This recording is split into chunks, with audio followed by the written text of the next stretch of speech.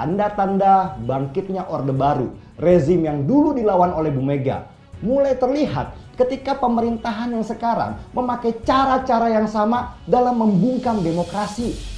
Tanda-tandanya itu mirip banget, seperti pengerahan alat negara, merusak Mahkamah Konstitusi, dan menggunakan hukum sebagai alat untuk menyandera banyak tokoh politik dan banyak pejabat.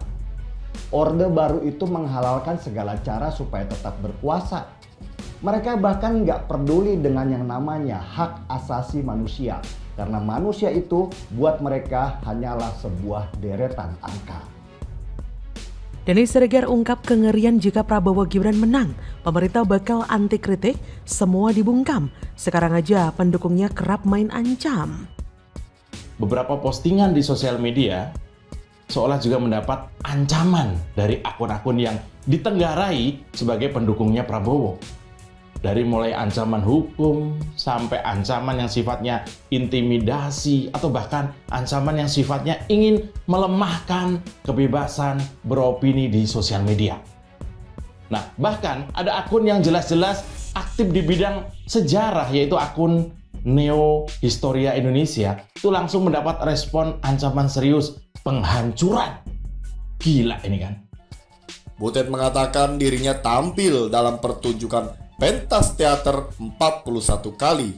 Dirinya akui baru kali ini harus membuat surat pernyataan tertulis kepada pihak kepolisian.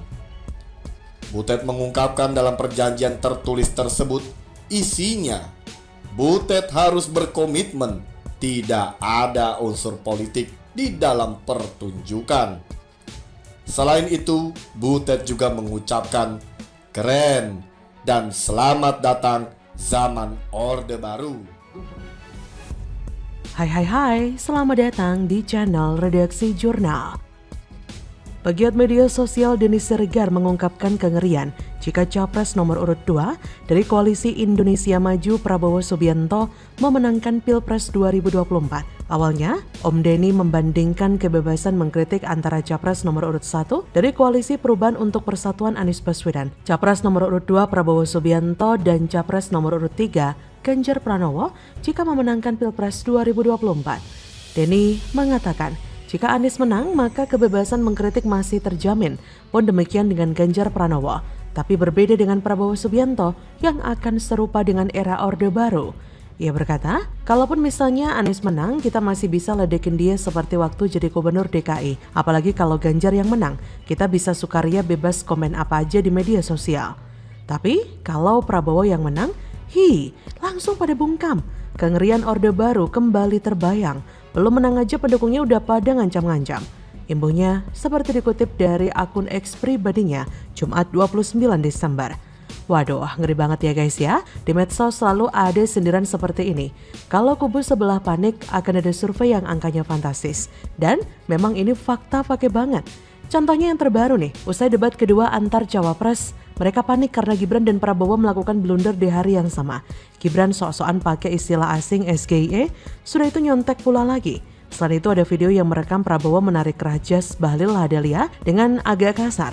Panik sudah pasti. Makanya keluar survei dengan angka yang membagongkan. Dua survei yaitu Survei Indikator Publik Indonesia dan JPCS Kompak menunjukkan potensi Pilpres 2024 hanya satu putaran. Di Survei Indikator Publik Indonesia, Prabowo Gibran mendapatkan suara 50,2%. Sedangkan di Survei JPCS, Prabowo mendapatkan 51,7%. Selain itu, survei CSIS memenangkan Prabowo Gibran dengan angka 43,7%. Tapi ada satu hal yang menarik yang mungkin luput di mata sebagian orang. Elektabilitas Ganjar Mahfud pelan tapi pasti makin turun dan langganan peringkat terakhir. Elektabilitas Anies Caimin malah pelan-pelan menyalip dan sering nongkrong di posisi kedua. Aneh? Sangat aneh malah. Tapi sebenarnya ini sangat mudah dipahami kok. Saya paham apa yang sedang diinginkan oleh penguasa. Sebenarnya, lawan terberat Prabowo Gibran adalah Ganjar Mahfud. Paslon 01 sudah hampir dipastikan kalah di putaran kedua. Awalnya kubu Ganjar Mahfud diharapkan satu jalan dan menyerang kubu Anies Caimin. Tapi terjadi anomali yang tidak diharapkan. Ternyata Prabowo Gibran malah jadi musuh bersama bagi pendukung kubu paslon 1 dan 3. Ini terjadi secara natural karena mayoritas muak, benci, dan muntah dengan kelakuan MK dan sederet ketidakadilan, intimidasi, juga tekanan yang dialami kedua paslon ini. Mereka takut kalau sampai Pilpres berlangsung 2 putaran, di mana 2 paslon ini bisa bersatu dan bersama-sama merontokkan kekuatan paslon 2. Inilah awal dari munculnya survei gila-gilaan dengan angka 50% lebih dan narasi menang 1 putaran. Tapi mereka juga sadar Pilpres 1 putaran itu hampir mustahil terjadi. Mereka mungkin mulai memikirkan rencana cadangan, yaitu menaikkan Anies Caimin di posisi kedua dengan narasi Ganjar Mahfud tersingkir di putaran pertama. Harapannya adalah supaya nanti di putaran kedua, pendukung paslon 03 bisa beralih mendukung paslon 02. Nggak percaya? Lihat saja nanti di survei-survei selanjutnya. Elektabilitas Ganjar Mahfud akan dikondisikan berada di posisi buncit. Yang paling berbahaya akan disingkirkan terlebih dulu lewat pengkondisian dan manipulasi gaya pengecut. Jadi, bagaimana menurut Anda?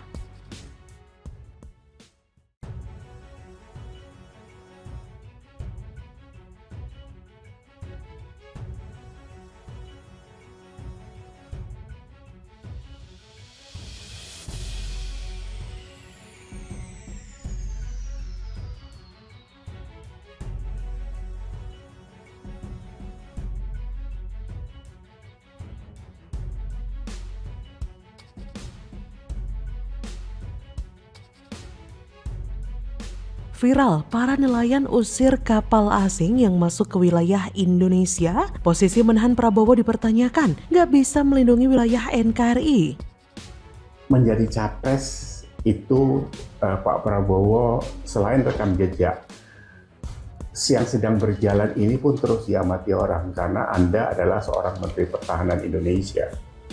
Jabatan ini masih melekat ke diri Anda. Nah, kalau sekarang jadi capres terus ini ugal-ugalan kayak gini bahaya buat Anda juga gitu, karena kita pasti mengawasi itu.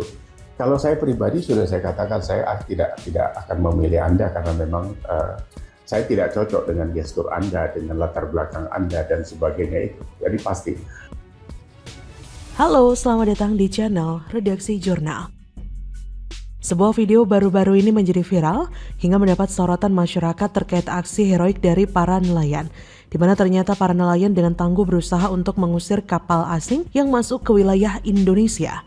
Video viral dari aksi heroik nelayan itu memiliki durasi selama 30 detik yang telah banyak diunggah kembali oleh beberapa akun sosial media, salah satunya Twitter @pai_c1. Dalam unggahan tersebut terlihat 5 orang pria yang berusaha mengusir kapal asing berwarna kuning yang masuk ke wilayah Indonesia. Berbagai cara dilakukan untuk mengusir perahu tersebut, salah satunya dengan melempari kapal tersebut dengan beragam benda. Warganet pun mengapresiasi aksi heroik tersebut. Adapun tulisan dalam video tersebut yang membenarkan bahwa kapal yang dilempar adalah milik asing, namun komentar lain diberikan oleh seleb tweet dengan nama akun @paltiwes. Tampak dalam unggahan yang dibagikan mempertanyakan di mana keberadaan dari Menhan Republik Indonesia dengan bukti adanya penyelundup kapal asing yang masuk ke wilayah NKRI. Untuk sosok diketahui, cuitan tersebut ditujukan untuk sosok Prabowo Subianto yang kini mencalonkan diri sebagai capres di tengah jabatannya sebagai Menteri Pertahanan. Sontak cuitan itu pun mendapatkan berbagai komentar dari netizen yang juga menyoroti kasus tersebut. Banyak netizen yang menilai jika Prabowo sedang sibuk persiapan debat dan mengejar kekuasaan saja. Lagian, mantan Ketua Himpunan Kerukunan Tani Indonesia kok disuruh jadi Menhan? Ya gini deh, pertahanan RI jadi jebol dan kecolongan terus-terusan. Kementerian yang busuk memang Kementerian Pertahanan. Ini bukan saya ngomong ya, tapi ada seorang ahli strategi yang bernama Ibu Koni mengatakan jika kementerian ini nggak jelas dan gedungnya juga nggak benar, padahal ngurusin ribuan triliun. Pada periode 2019-2024, Kemenhan mendapat jatah anggaran yang sangat besar, 127 triliun. Maka Prabowo sebagai Menhan harusnya memaksimalkan besarnya anggaran untuk kuatnya pertahanan negara. Bukan tanpa alasan jika Presiden Jokowi menganggarkan ratusan triliun. Presiden memang memfasilitasi apa yang pernah disampaikan Prabowo tentang pertahanan Indonesia, sekaligus menguji seberapa kemampuan dan komitmennya Prabowo dalam memenuhi pernyataannya sebelum menjadi menteri. Bisa pula diartikan inilah tantangan awal yang harusnya Prabowo lakukan. Tapi ternyata kok gagal total. Prabowo seperti tidak ahli dalam mengemban posisi menjadi menhan. Hal ini sebenarnya sudah sering terjadi bahwa Prabowo sangat tidak bisa menakodai Menteri Pertahanan. Bahkan selusin pesawat tempur dibeli oleh Prabowo dalam status bekas pakai dari negara Qatar. Catat ya, bukan dari produsen Mirage di Perancis, tapi dari negara lain yang sudah bosan dengan pesawat jenis tersebut. Qatar kemungkinan sedang memperbarui koleksi pesawat tempurnya yang lebih canggih. Dan celakanya, pesawat tersebut dibeli dengan harga yang fantastis, yaitu 1 triliun sebijinya. Mari kita tarik ke belakang kronologis pesawat Mirage. Pada 2009, negara Qatar sempat menawarkan hibah 1 skuadron pesawat tempur Mirage kepada Indonesia. Saat itu menhan dijabat oleh Juwono Sudarsono dan Prabowo masih jadi cawapresnya Megawati. Hibah atau gratisan tersebut ditolak oleh Juwono dengan alasan mahalnya biaya pemeliharaan dan suku cadangnya. Hibah ditolak. Sekarang Prabowo justru membeli dengan menyisakan persoalan yang sama terkait pemeliharaan dan suku cadang plus usia pesawat yang sudah semakin usur. Sebuah keputusan strategis pengadaan alutsista setidaknya didasari pada visi misi. Nyaris tidak ditemukan alasan misi visioner dalam diri Prabowo. Lebih syarat visi misi saudagar transaksional. Semakin boros belanja semakin baik cuannya. Inilah mengapa Prabowo tidak pantas menjadi capres. Jangankan jadi capres, menjadi menhan saja dia tidak bisa. Bagaimana menurut Anda?